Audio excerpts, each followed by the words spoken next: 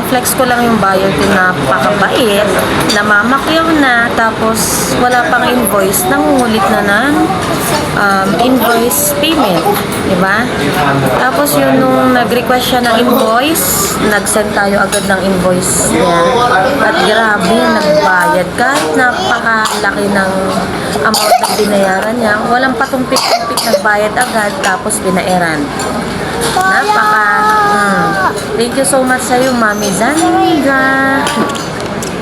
Alam ko marami mag-PPM sa'yo kasi marami manunulot. Pero ganun pa man, napaka-proud ako kasi meron akong mga kagayang buyers na kagaya nyo. Loyal, and then super duper talaga pag bumili namamakyaw. Thank you so much po.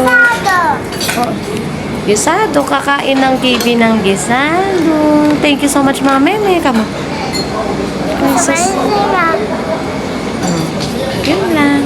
Yun lang.